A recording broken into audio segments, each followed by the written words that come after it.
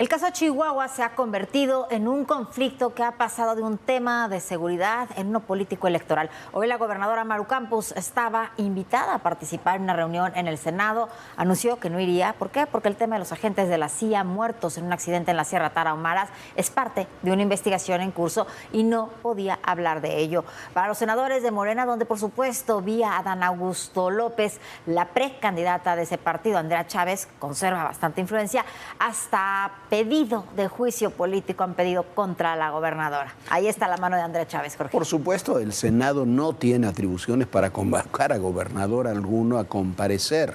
Y alguno, mire usted, hasta Cantón Cetina, imagínese, Cantón Cetina, este legislador tabasqueño de una familia con mucha fama allá en su estado, dijo que era hasta una traición a la patria esto.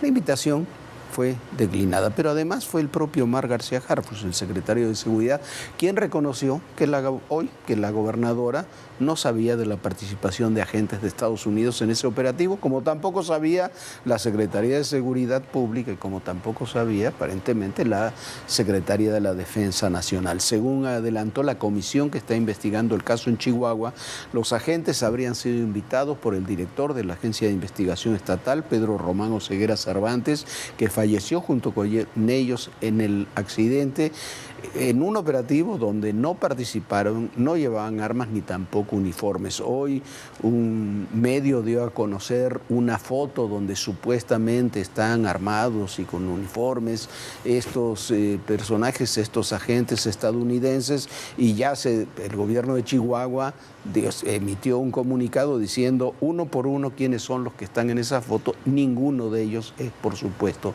uno de esos agentes estadounidenses. Ayer, como se lo informamos, reconociendo toda esta situación, había renunciado el fiscal César Jauregui.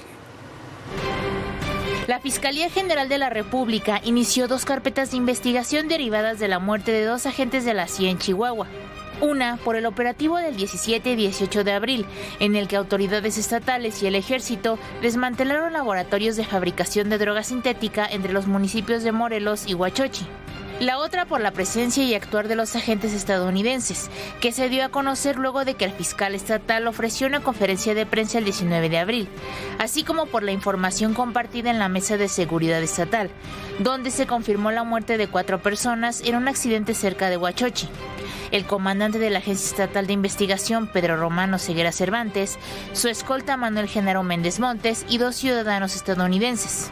De acuerdo con la Fiscalía, la indagatoria por la presencia de personas extranjeras, por sus características y relevancia, además de considerarse la posibilidad de que se hayan cometido delitos en materia de seguridad nacional, se determinó continuarla en la Fiscalía Especial de Investigación y Litigación de Casos Complejos de la Fiscalía Especializada de Control Regional.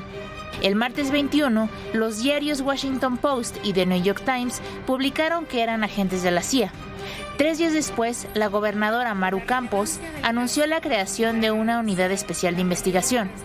Y este lunes, César Jauregui renunció como fiscal, al reconocer errores y omisiones en la investigación. La exigencia de resultados en la lucha contra el crimen organizado no puede ni debe justificar actuaciones que no guarden estricto apego a la ley. Tras la renuncia, se nombró como encargado de despacho al vicefiscal Francisco Sáenz Soto, mientras la fiscal especial Wendy Chávez confirmó la presencia de los agentes de la CIA. La inclusión de las personas extranjeras en el convoy no fue reportada a mandos superiores. Su participación se mantuvo limitada, reservada y sin interacción operativa directa, salvo con el director y su círculo inmediato de seguridad personal. Este martes, la gobernadora de Chihuahua, Maru Campos, declinó el llamado que le hicieron senadores de la 4T para hablar de lo ocurrido, debido a que la investigación sigue en curso. Lo cierto es que el caso Chihuahua se ha convertido en un conflicto que ha pasado de un tema de seguridad a uno político electoral. Los senadores de Morena, donde se habla de una línea clara de Adán Augusto López, piden con total desfachatez juicio político contra la gobernadora. Lo hacen ignorando al propio secretario de Seguridad y Protección Ciudadana, Omar García Harfuch, quien indicó que la gobernadora Maru Campos desconocía la participación de agentes de Estados Unidos en este operativo. La gobernadora de Chihuahua a mí me dijo que ella no tenía conocimiento de que se estuviera llevando alguna operación con agentes norteamericanos en campo. De acuerdo con la comisión que investiga el caso, los agentes fueron invitados por el director de la Agencia de Investigación Estatal, Pedro Romano Ceguera Cervantes, quien falleció junto con ellos en el accidente. Azteca Noticias. No, el jefe de la Agencia de Investigación, Pedro Romano Ceguera Cervantes, es un hombre con muy buena fama, hay que decirlo, tanto de este lado de la frontera como del otro lado de la frontera. Pero aquí lo interesante es este tema de querer amarrar navajas en términos políticos, cuando aquí lo que hay, más allá de la soberanía, de los discursos en ese sentido, aquí lo que hay es un entramado muy complejo. En México operan muchas agencias de seguridad estadounidenses y operan bajo un marco legal que se estableció después del caso del general Salvador Cienfuegos, en un marco legal muy estricto que, como lo dijimos aquí, y eso era 2020, lo repetimos en muchas ocasiones, lo escribimos, lo publicamos, era un marco legal que es absolutamente inoperante, no sirve para la relación con agencias de seguridad de los distintos países y particularmente la de Estados Unidos. Esa ley se hizo pensando en frenar la participación de la DEA en México, pero se olvidó que era un universo mucho más amplio. Hay 13 agencias de seguridad que operan legalmente y abiertamente en México, eso sin incluir la CIA, sin incluir la NSA, sin incluir el espionaje cibernético, sin incluir muchísimas otras cosas que se hacen. Vea usted un poco de cómo está distribuida esa tarea de esas agencias aquí en México.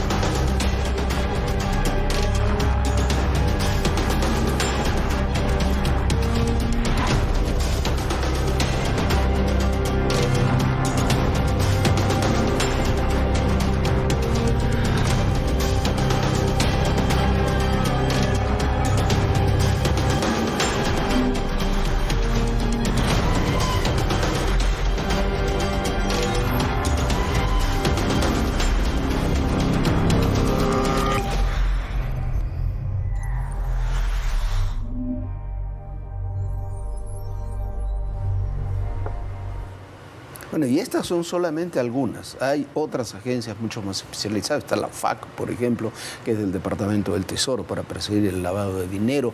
Hay muchas instancias. Todas esas instancias están entrelazadas, están interrelacionadas y muchas tienen margen de autonomía relativamente altos. Todos los estados del norte de la frontera norte del país, tienen sus propios acuerdos de seguridad también con agencias de seguridad de los Estados Unidos. Entonces, yo creo que el Gabinete de Seguridad lo ha tomado con mucha moderación. Mi opinión personal es que la presidenta Sheinbaum también está en esa lógica y lo peor que se puede, también el gobierno del estado de Chihuahua, y lo peor que se puede hacer es tratar de escalar esto a un tema político donde todas las instancias de gobierno van a terminar con dificultades. ¿Por qué? Porque, por ejemplo, no sabemos cuáles son los acuerdos que tiene el gobierno federal con el gobierno estadounidense y que se establecieron en las últimas reuniones allá en Washington. Bueno, Jorge, pero además de todo no es descabellado. Estados Unidos colabora de una manera constante con México, como México con los Estados Unidos. Constantemente vienen agentes de los Estados Unidos, de las distintas agencias, a preparar agentes mexicanos y viceversa. Muchos mexicanos van también a los Estados Unidos. Hay representantes de muchas agencias, por ejemplo, del FBI en la Embajada de los Estados Unidos, y es abierta y es pública y es además de todo una oficina reconocida. Habrá que ver en qué otros estados también hay distintos agentes y qué sucede, porque estoy segura que en muchos de los estados donde gobierna Morena debe de haber agentes, o debe de haber por lo menos personas estadounidenses de las autoridades que están haciendo investigación. Vimos ahora recientemente el caso del Mencho. El Mencho se hizo de una manera conjunta con investigación de los Estados Unidos, con Sedena, y así salió el comunicado. Así que veremos qué sucede. Mientras tanto, los duros de Morena, sobre todo todos los duros que quieren apoyar a Andrea Chávez han hecho de esto algo enorme, lo han escalado muchísimo y han tratado de pegarle a la gobernadora Maru Campos, por supuesto, porque dentro de muy poco habrá elecciones en Chihuahua y Chihuahua, hay que verlo bien, es el estado más grande del país, pero además esto es un estado muy rico, tiene ganadería, tiene muchísimas cosas y es estado fronterizo. Nada le gustaría más al grupo de Adán Augusto López. Imagínese usted tener la frontera sur y tener la frontera norte. Sin duda, esto se está politizando. Y hoy el Gabinete de Seguridad dio detalles de las detenciones de los líderes del Cártel Jalisco Nueva Generación, Audias Flores, el jardinero, y del principal operador financiero y logístico de ese grupo. El secretario Omar García Harfuch dijo que el operativo fue realizado absolutamente por fuerzas militares y el país, que fue el resultado de un seguimiento de por lo menos 19 meses. Un gran trabajo de investigación también. Audias Flores Silva, el jardinero, quien era el hombre más cercano al Mencho, extinto líder del Cártel Jalisco Nueva Generación, fue pieza clave en la operación de esta organización criminal. Desde el 2010 escaló posiciones dentro del cártel hasta convertirse en uno de sus principales operadores. Durante más de 2 décadas consolidó una estructura regional con capacidad para coordinar la producción y trasiego de drogas, supervisar laboratorios clandestinos de metanfetamina, operar aeronaves y pistas de aterrizaje, así como controlar rutas logísticas para el movimiento de narcóticos hacia el exterior. Tenía el control de las drogas en Nayarit, Zacatecas, Michoacán, Guerrero y parte de Jalisco, y también controló gran parte del mercado estadounidense. Obtenía recursos ilícitos mediante narcomenudeo, comercialización ilegal de hidrocarburos, secuestro, homicidio, tráfico de armas, despojo de propiedades y un delito que es prioritario para el gobierno de la presidenta Claudia Sheinbaum, también a través de la extorsión. Durante sus primeros años como narcotraficante, el jardinero estuvo preso en Estados Unidos, donde cumplió una condena de 5 años por tráfico de drogas. Conocido también por la DEA como el Matajefes, está relacionado con la explosión de un coche bomba ocurrida el 6 de diciembre pasado en Coahuayana, Michoacán, donde murieron 5 personas, 3 de ellas policías comunitarios. También se le atribuye el asesinato de 3 soldados en noviembre de 2023 en Teocaltiche, Jalisco, durante un ataque contra un convoy militar, y una emboscada en abril de 2015 en Xoyotlán, Jalisco, donde perdieron la vida 15 policías estatales. Por este último ataque estuvo preso 3 años y recuperó su libertad en 2019. En México, la Fiscalía General de la República solo lo está investigando por violación a la Ley Federal de Armas de Fuego y Explosivos. Y Estados Unidos lo requiere en extradición por los delitos de conspiración para importar y distribuir drogas y portación de armas de fuego, por lo que podría ser enviado a la Corte del Distrito de Columbia. Rubén Mendoza, Azteca Noticias. Bueno, sin duda este fue un gran operativo de las Fuerzas Militares de México, el de Nayarit realizado por la Marina, el de Jalisco realizado por la Defensa, un operativo, dice Omar García Harfuch, no tenemos por qué dudar de eso, de que se realizó exclusivamente con investigación y fuerzas militares mexicanas, y es un operativo que descabeza, como se dijo hoy también, a una de las fracciones del Cártel Jalisco Nueva Generación. Pero el Cártel Jalisco Nueva Generación no es solamente esa fracción que encabezaba el jardinero.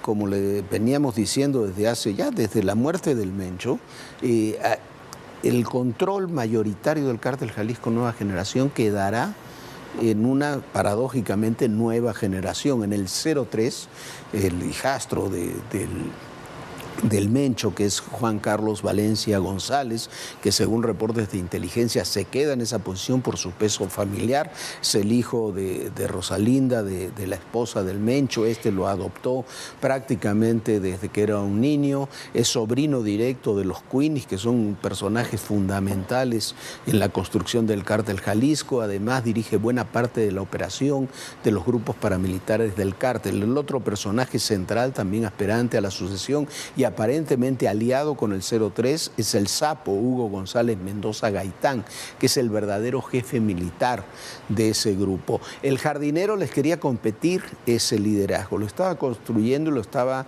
armando desde Nayarit y Zacatecas hacia la zona que dirigen los otros grupos, los que dirigen el 03 y el Sapo, que es básicamente parte del sur de Nayarit, pero también Jalisco, Colima y Michoacán.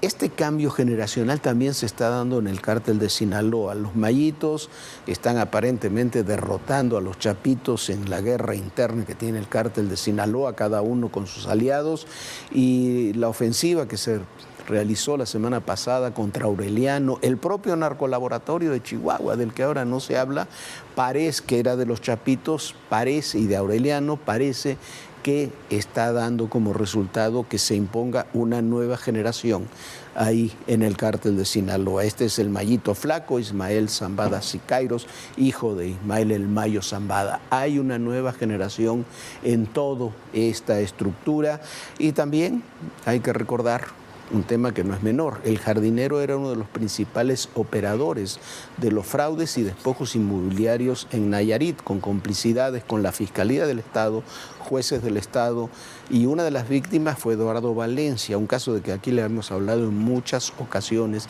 en este espacio. Esta es una historia.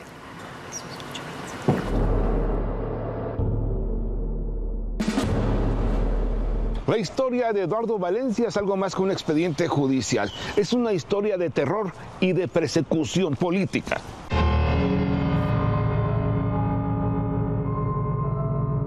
Edgar Beitia me pone una pistola en la cabeza y me dicen: esta es tu realidad, Eduardo, o cedes el desarrollo o te vas a morir.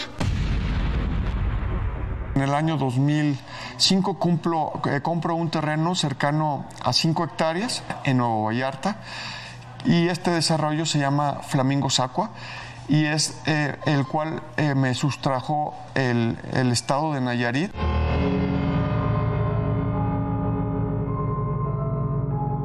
En 2013 fui preso saliendo de la oficina de Humberto Castillejos Cervantes y soy trasladado directamente con Beitia a la fiscalía. Eduardo Valencia fue acusado de fraude genérico por 147 condóminos, de asociación delictuosa, amenazas y despojo de inmuebles. Al llegar a la oficina de Beitia, me esposan de pies y manos, y Beitia personalmente me empieza a golpear. Edgar Beitia al Diablo, exfiscal de Nayarit, condenado en Estados Unidos por narcotráfico. Fue testigo clave contra Genaro García Luna, exsecretario de Seguridad Pública Federal. Eduardo sufrió golpiza tras golpiza, hasta que en una de ellas lo dieron por muerto en el penal de Bucerías. Cuando yo perdí el conocimiento me siguen golpeando y golpeando, hasta que no suponen que estoy muerto no me dejan de golpear. Llego al hospital San Javier, veo a mis padres, ellos no me reconocen físicamente de cómo me veían, no daban crédito que yo era su hijo Eduardo.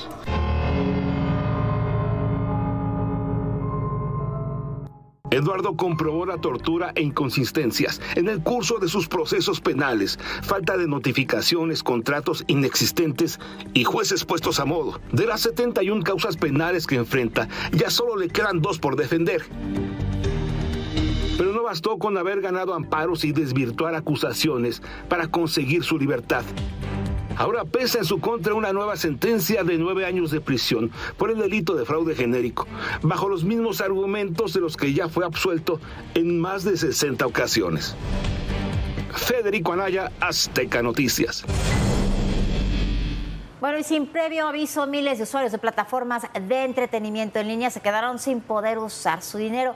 Así lo decidió el gobierno al bloquear una empresa crítica del gobierno y su abuso de poder. Diversas voces lo han advertido, el uso de los instrumentos legales para perseguir y callar a los críticos del régimen. Pues que se utilicen las herramientas legales, incluso sabiendo que no tienen la razón. Ese es el problema y por eso se considera acoso. Un ejemplo de ello es el bloqueo en contra de la empresa Ganador Azteca, operadora en México de los casinos en línea Bet365 y Betano. En noviembre de 2025 fueron suspendidas arbitrariamente por la Dirección de Juegos y Sorteos de la Secretaría de Gobernación, a petición de la Unidad de Inteligencia Financiera. Gobernación reconoció que la compañía fue seleccionada de manera aleatoria, ante meros indicios de una actividad ilícita no sustentada. Pero casualmente la compañía bloqueada por la UIF está relacionada con Grupo Salinas y TV Azteca, quienes han sido críticos de la opacidad y la corrupción del actual régimen. La embestida no fue solo contra las plataformas. También contra ciudadanos que tienen la garantía de una casa de apuestas en línea, con autorización en México y en otros países como el Reino Unido, que funcionaba con exigentes normas y fuertes regulaciones internacionales. Y congelas las cuentas, pero te llevas a la ciudadanía que en su libertad pues acuden a estas inversiones legales, porque diste un permiso, gobernación. Tú tienes la rectoría del Estado y autorizas y momentos posteriores, por revanchas políticas, por disgustos con empresarios, dices, cancelo, bloqueo, restringo, sanciono y acoso y acorralo a los empresarios, pero te llevas a la ciudadanía. Ganadora Azteca, la operadora de los casinos Bet365 y Betano, obtuvo una sentencia de un juez para ser desbloqueada. Sin embargo, Gobernación apeló el fallo, que ahora será revisado por un tribunal colegiado. Mientras tanto, de un plumazo las autoridades dejaron congeladas desde hace más de 5 meses las cuentas de los usuarios y su dinero. Venganza, represalia, hostigamiento contra una voz crítica. Porque a la empresa Ganadora Azteca no se le ha comprobado ningún ilícito, pues operaba con reglas estrictas antilavado y cumplía la ley. Ricardo Torres, Azteca Noticias.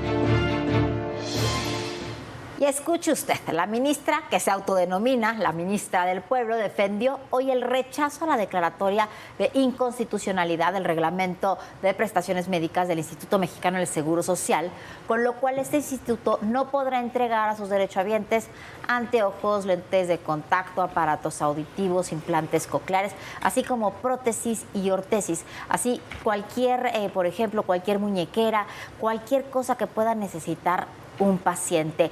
Y bueno, Lenia argumentó que no existen condiciones materiales ni financieras para garantizar su entrega a derechohabientes. Por cierto, 6 ministros votaron a favor, el otro votó en contra, fue de Irving Espinosa. Y bueno, así estuvieron las palabras. Es una vergüenza esto que realmente esté pasando, porque además de todo hay que recordar algo muy importante. El dinero del Instituto Mexicano del Seguro Social ni siquiera lo aporta el gobierno, lo aporta el patrón y el trabajador. Y cuéstate dar de alta cada patrón a un trabajador, le cuestan entre 4,000 y 6,000 pesos. No es barato, no es barato. Este dinero tendría que regresar a los trabajadores. Es una vergüenza lo que está sucediendo, Jorge, y que esta mujer que se autodenomina la ministra del Pueblo, además de todo, les quite esas oportunidades. Imagínate quitarle a alguien una rodillera que necesita para poder caminar. No, mira, ya la semana pasada, Lenia Batres hizo aprobar, aunque estaba impedida para participar en esa votación por la relación familiar, que se le quitaran al ISSSTE una deuda que tenía desde hace muchos años de impuesto predial por 6,000 millones de pesos, recursos que eran para el gobierno de la Ciudad de México para utilizar. Es el predial, como paga usted, como pago yo, como pagamos todos, que tenía que pagar el ISSSTE. Es un tema que comenzó con Miguel Mancera y Lenia Batres dijo no, que era un tema de Miguel Mancera. Se olvidó que después de Miguel Mancera hubo otros jefes de gobierno de la ciudad, como Claudia Sheinbaum y el propio Martí Batres, que no impugnó esa medida cuando era jefe de gobierno. Pero bueno, le quitó 6,000 millones de pesos a la Ciudad de México. Y ahora intentó quitarle a los derechohabientes del IMSS todos estos apoyos que van desde lentes hasta prótesis o hasta rodilleras, como decía Viviana. Es un tema indignante. Y la señora dice ser la ministra del Pueblo, una ministra del Pueblo que puso el apoyo presupuestal al IMSS por encima de los derechohabientes del IMSS. Sí, es una tristeza, pero además de todo, hace muy poquito pasaron otra cosa en la Suprema Corte que es vergonzoso, que es quitarle las consultas a las personas con discapacidad. Esto, esto se viene desde Gilberto Rincón Gallardo, donde en todo el mundo, en muchos países, se consulta cuando se tiene que reformar una ley que afecta a alguien con discapacidad. Y es algo muy sencillo. Por ejemplo, nosotros podemos tener una muy buena idea y muy buena intención de hacer una rampa, pero si esta rampa no tiene las medidas exactas que necesita una persona en una silla de ruedas, simplemente no sirve. Por eso se hacen estas consultas. Bueno, ahí la querida ministra del Pueblo también quiere quitar las consultas para las personas con discapacidad. Este caso todavía se está gestionando, pero así están las cosas. Es increíble, Jorge. Que una cosa va en relación con la otra, en forma directa. Ya nos vamos. Ya nos vamos. Muchísimas gracias por habernos acompañado, por supuesto. Lo esperamos mañana aquí en punto de las 11 de la noche. Sueñe bonito, bonita noche. Muy buenas noches, Viviana. Muy buenas noches a todos ustedes. Y recuerden, el poder y en la política todo, pero absolutamente todo es personal. Gracias.